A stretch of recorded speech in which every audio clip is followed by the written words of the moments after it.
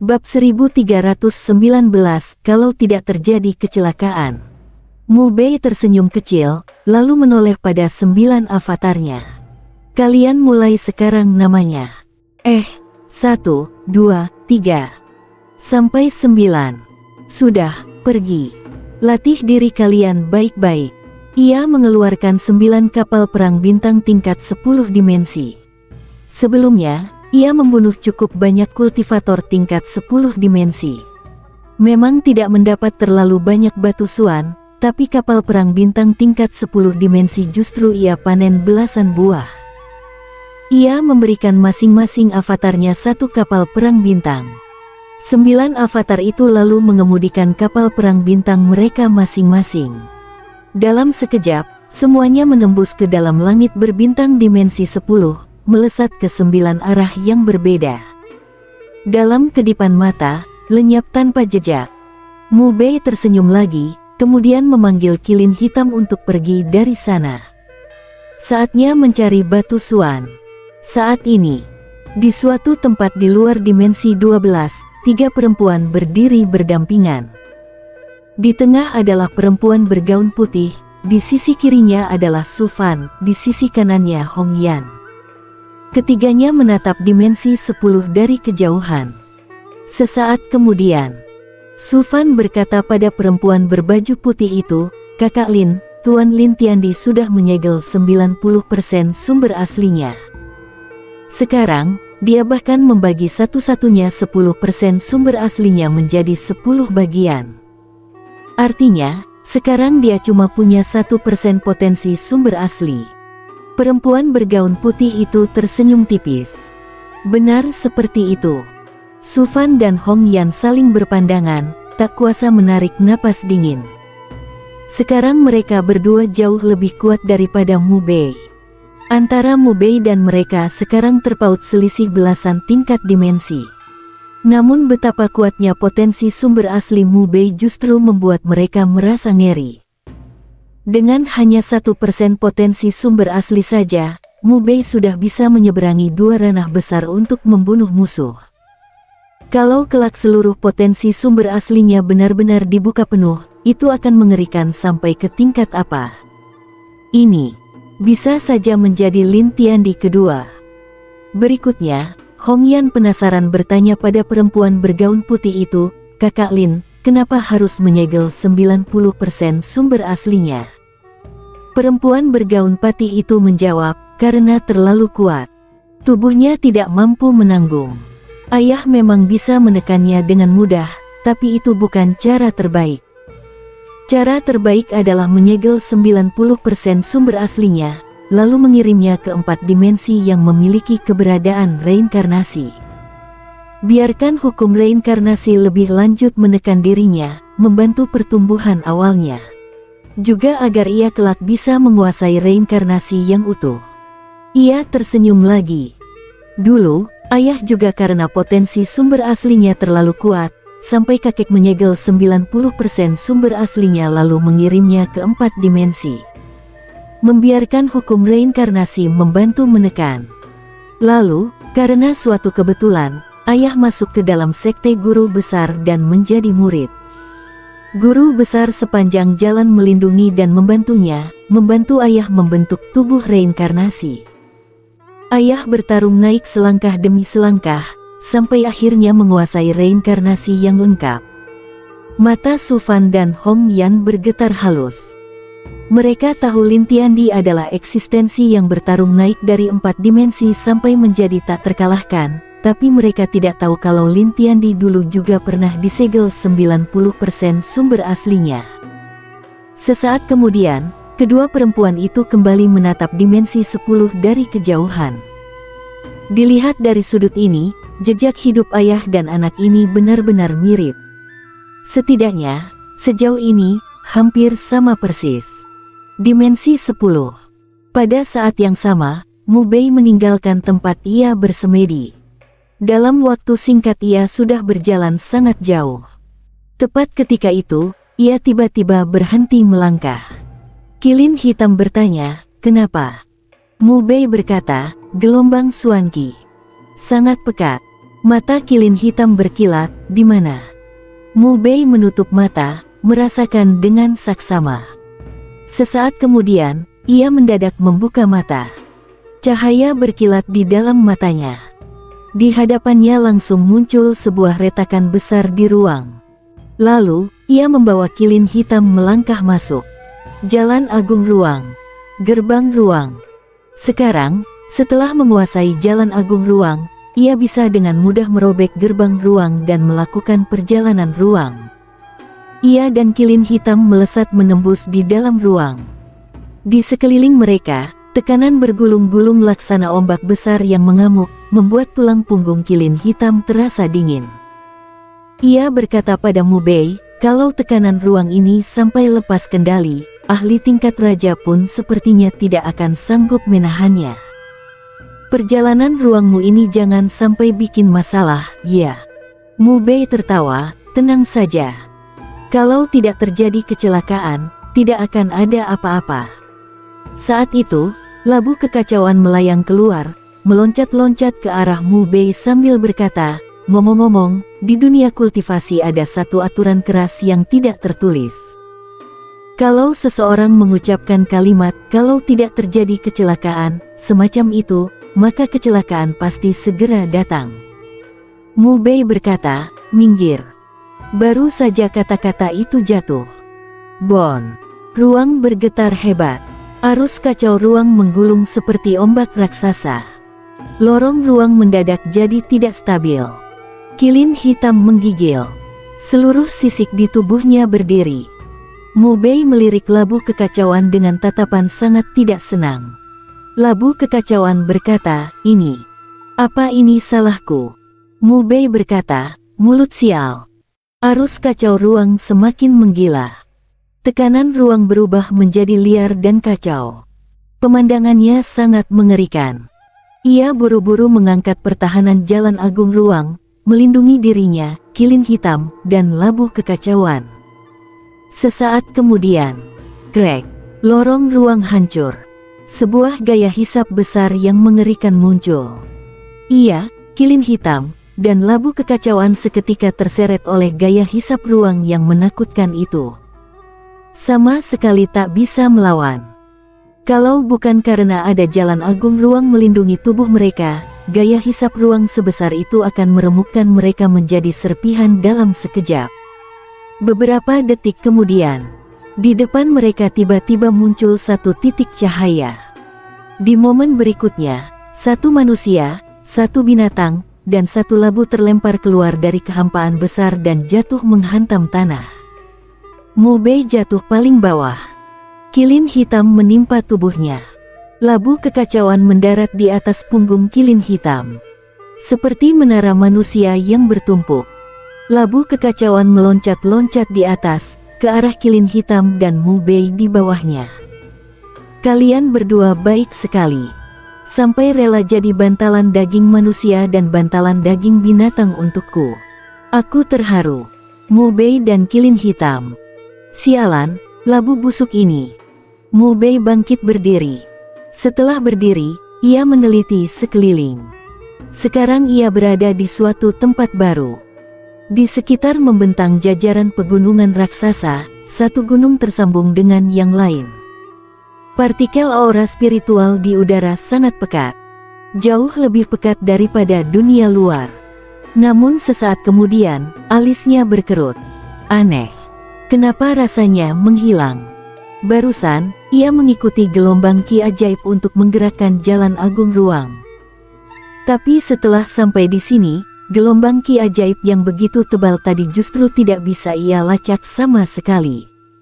Ada apa ini? Jangan-jangan, karena gangguan ruang barusan, tujuan kita jadi meleset. Dan melesetnya lumayan parah. Ia menebak sendiri, lalu merasa kemungkinan besar memang seperti itu. Tepat di saat itu, weng. Di jarak sekitar 10 meter di depan, 3 titik berbeda secara berurutan muncul gerbang-gerbang ruang. Lalu, dari setiap gerbang ruang itu, masing-masing keluar puluhan sosok. Kalau dijumlah, ada lebih dari 100 orang. Mu Bei sedikit tercengang. Tidak disangka ada orang lain yang sama seperti dirinya, turut tiba di ruang ini. Apa mereka juga terseret kemari karena gangguan ruang barusan? Saat itu, ratusan orang yang muncul tiba-tiba itu tentu juga menemukan keberadaan Mu Bei. Setelah menatapnya beberapa saat, mereka semua mengerutkan kening. Sepertinya di ajang uji coba sebelumnya, tidak ada dia, kan? Apa aku salah ingat? Tidak salah. Aku juga tidak ingat ada wajahnya di antara sekte-sekte yang ikut ajang uji coba itu. Aku juga. Sama sekali tidak ada kesan. Lagi pula, sekte yang punya kualifikasi ikut uji coba ini jelas dilarang membawa binatang perang masuk. Mereka semua berbisik dengan kening berkerut, melirik kilin hitam yang berdiri di sisi Mu Bei. Kilin hitam jelas-jelas adalah binatang perang. Dan dalam uji coba kali ini, binatang perang mutlak dilarang ikut masuk. Seorang pria berbaju merah menatap Mu Bei tajam dan berkata dengan suara dingin, "Kau siapa?" Segera jujur mengaku. Bab 1320 benar-benar bikin tak berkata-kata. Mu Bei menatap pria berjubah merah, berkata, "Aku tidak tahu apa yang kalian sebut sebagai uji latihan itu. Aku cuma kebetulan bertemu anomali ruang dan terseret ke tempat ini." Pria berjubah merah menjawab dingin, "Anomali ruang?" Menghadapi anomali ruang, bahkan makhluk di ranah tingkat Zun biasa pun belum tentu bisa hidup. Kamu cuma di tahap Zun Zenjing, bisa selamat. Menurutmu kami ini bodoh? Betapa mengerikannya anomali ruang itu. Itu kekuatan pemusnah murni. Orang biasa, kalau tidak ada dao ruang yang melindungi tubuhnya, sekali bertemu anomali ruang, pasti mati tanpa sisa. Masa orang di depan mereka ini menguasai dao ruang juga? Konyol. Orang-orang lain mengangguk, jelas setuju dengan kata-kata pria berjubah merah. Saat ini, labu kekacauan melompat-lompat ke arah pria itu dan berkata, "Kamu memang tidak bodoh, cuma mirip babi saja." Mu Bei tertawa terbahak. Si labu jelek kecil ini lumayan juga kalau soal memaki orang. Adegan ini membuat pupil pria berjubah merah mendadak menyusut. Ia menatap labu kekacauan dengan tatapan tak percaya. Bisa bicara. Orang-orang lain juga terkejut. Serempak mereka menatap labu kekacauan. Labu yang bisa bicara. Itu senjata harta berjiwa yang legendaris. Potensi kekuatannya bisa sangat mengerikan. Detik berikutnya, pria berjubah merah langsung bergerak. Tangan kanannya mencakar seperti cakar naga, dengan tatapan serakah ia menerkam ke arah labu kekacauan. Senjata harta berjiwa harus direbut. Namun pada saat yang sama, Mu Bei sudah muncul di depan labu kekacauan. Ia menjepit pergelangan tangan pria berjubah merah dengan satu genggaman. Wajah pria berjubah merah seketika mengeras. Ia menatap Mu Bei, berkata, "Hanya tahap Zun Zenjing kecil saja, berani-beraninya masih mau." Pergelangan tangan yang digenggam Mu Bei dipelintir. Krak, suara tulang remuk langsung terdengar. Pergelangan tangan pria berjubah merah patah. Ia mengerang tertahan. Wajahnya pun sedikit berubah. Kekuatannya memang bukan yang terkuat di sini, tapi juga bukan yang terlemah, termasuk lapisan menengah. Bahkan para tetua generasi lama di pertengahan sejati bawah pun belum tentu lawannya. Namun sekarang, Mu Bei yang baru tahap awal semi sejati ini, bukan saja dengan mudah menahan serangannya, bahkan langsung mematahkan pergelangan tangannya. Bagaimana mungkin? Hanya saja, keterkejutan itu cuma berlangsung sekejap. Dalam sekejap itu juga wajahnya berubah sangat bengis, kekuatan ilahi dalam tubuhnya bergolak seperti sungai galaksi yang mengalir berlawanan arah. Dengan dentuman hebat, kekuatan itu tercurah keluar, membentuk badai kekuatan ilahi. "Akan kubantai kau."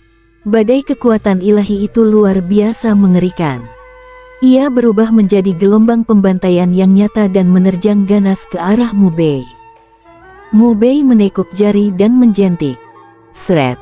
Gelombang pembantaian yang sudah mengental itu langsung lenyap. Lalu, Sebilah ki pedang emas tiba-tiba menyapu lewat. Puff! Kepala pria berjubah merah terbang ke udara. Darah memancar deras. Detik berikutnya, jiwa ilahinya melesat keluar. Dengan kaget dan ketakutan ia menatap Mu Bei. Baru saja ia hendak bicara, mendadak sebilah lagi ki pedang emas menebas turun dan menghantam jiwa ilahinya. Sret! Jiwa ilahinya hancur di tempat. Pemandangan ini membuat pupil orang-orang lain serentak menyusut. Wajah mereka semua dipenuhi keterkejutan. Jelas-jelas Mu Bei baru di tahap semi sejati, itu pun paling bawah, tahap awal. Tapi sekarang, ia dengan mudah membunuh pria berjubah merah yang sudah di puncak Ya Zhenjing. Bagaimana mungkin? Saat ini, Mu Bei mengambil cincin penyimpan milik pria berjubah merah itu. Ia menatap ratusan orang yang masih memandanginya tajam. Kuberikan kalian satu peringatan. Jangan cari gara-gara kalau tidak perlu. Setelah menyimpan cincin penyimpan itu, ia berbalik dan bersiap pergi. Baru melangkah satu langkah. Swoosh, swoosh, swoosh. Lebih dari 100 orang langsung mengepungnya rapat-rapat. Mau pergi? Menurutmu bisa semudah itu? Soal senjata harta berjiwa nanti dulu. Kekuatanmu yang aneh ini jelas tidak normal. Jangan-jangan kamu anggota klan iblis atau kultivator sesat, menyelundup masuk ke ruang latihan kami. Sebenarnya apa tujuanmu? Menyerah saja. Jujur akui semua. Ratusan orang menatap Mu Bei tanpa berkedip. Kekuatan tempur Mu Bei dan tingkat kultivasinya benar-benar tidak sebanding. Terlalu aneh. Ini sangat mirip dengan ciri-ciri klan iblis. Klan iblis bisa memakai berbagai cara jahat untuk menggandakan kekuatan tempur. Dan klan iblis adalah musuh besar dimensi ke-12. Mu Bei memandang kerumunan ini dan tidak tahan untuk tertawa. Cara pikir mereka ini sungguh lompatan yang cepat juga. Barusan masih melotot ke arah labu kekacauan, ingin merebutnya. Detik berikutnya, ia sudah diseret-seret jadi anggota klan iblis. Memang benar-benar bikin tak berkata-kata. Ia memandangi mereka. Malas membuang waktu dengan omong kosong lagi. Kekuatan ilahinya berkumpul, membentuk pedang cahaya ilahi, lalu ia menebas langsung. Kong! Sekali tebas, rentetan ki pedang emas menyapu keluar. Semua orang yang mengelilinginya tersapu di bawah hujan ki pedang. Lebih dari 100 orang serentak mengeluarkan jurus. Mereka semua memanggil keluar berbagai ilmu dan teknik besar, menghantam dan memecah-pecah ki pedang di langit. Mu Bei mengusap dagunya. Memang, aku yang sekarang ini agak lemah, ya. Di antara kelompok ini, yang terkuat pun hanya puncak sejati bawah. Kalau seperti dulu, cukup dengan melirik saja, ia sudah bisa membunuh mereka semua seketika. Sekarang, satu tebasan pedangnya malah bisa ditahan ramai-ramai. Namun, sesaat kemudian ia kembali tersenyum.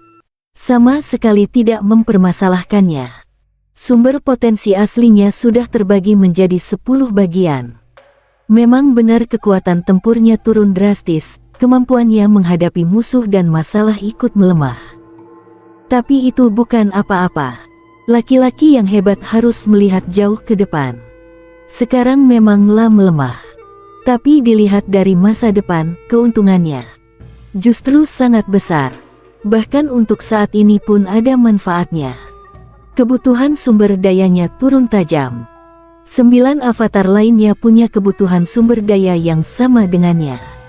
Dengan begitu, sama saja ia satu tubuh dipakai untuk 10 kali, dan kecepatan kultivasinya pun bisa naik 10 kali lipat. Pada saat yang sama, ratusan orang itu wajahnya mengeras. Seorang pria kurus menatap Mu Bei dan berkata, begitu disebut soal klan iblis, kamu langsung diam dan memilih menyerang. Kelihatannya tebakan kami benar. Kamu memang klan iblis. Yang lain mengangguk. Pria kurus itu menatap Mu Bei, membentak, jujur saja. Sebenarnya bagaimana caramu muncul di ruang ini? Apa tujuanmu? Temanmu siapa saja? Ada di mana mereka? Urusan klan iblis bukan hal sepele. Mu Bei menatapnya. Pria kurus itu berkata, lihat apa? Aku bilang. Tatapan Mu Bei sedikit berubah. Pemujaan jiwa. Sekejap kemudian, kesadaran ilahinya yang kuat berubah menjadi pisau tak kasat mata dan langsung menebas jiwa ilahi lawannya. Ah! Pria kurus itu menjerit memilukan, seakan jiwa dan raganya dicabik. Detik berikutnya, sebilah ki pedang emas jatuh di hadapannya. Dengan suara puff, tubuhnya terbelah dua. Mati di tempat. Kerumunan langsung murka. Saat berikutnya, seorang pria berjubah biru kehijauan maju selangkah. Ia menatap Mu Bei dan berkata, berani sekali kau. Begitu kata-katanya jatuh, sosoknya berkelebat. Ia muncul di depan Mu Bei. Satu tangan terulur, mendadak memancarkan kep-kep telapak tangan di seluruh langit yang menekan ke arah Mu Bei. Tekanan telapak tangan itu mengerikan. Seorang perempuan mengernyit dan berkata, Zhao Li, kalau menyerang jangan kebablasan. Kita masih harus mengorek tujuannya menyelundup masuk. Harus ditanya jelas. Perempuan ini dan pria berjubah biru kehijauan itu berasal dari sekte yang sama. Keduanya berada di puncak Sang Zhenjing. Pria berjubah biru kehijauan itu berkata, itu aku tentu tahu. Tenang saja, aku tidak mengeluarkan seluruh kekuatan, hanya seret. Sebilah ki pedang emas menembus kumpulan kep telapak tangan di langit, lalu dalam sekejap sudah tiba di depan pria itu. Pria berjubah biru kehijauan itu terkejut. Satu telapak tangan menyilang, membentuk seperti pisau tangan, menebas ke arah ki pedang emas yang sudah nyaris menempel di tubuhnya. Pisau tangan dan ki pedang emas bertubrukan. Seret! Ki pedang emas hancur. Tepat saat itu, Mu Bei tiba-tiba muncul di hadapannya. Satu tamparan mendarat di pipinya. Plak! Pria berjubah biru kehijauan itu terbang menyamping seperti orang-orangan jerami yang diterbangkan angin. Bersambung.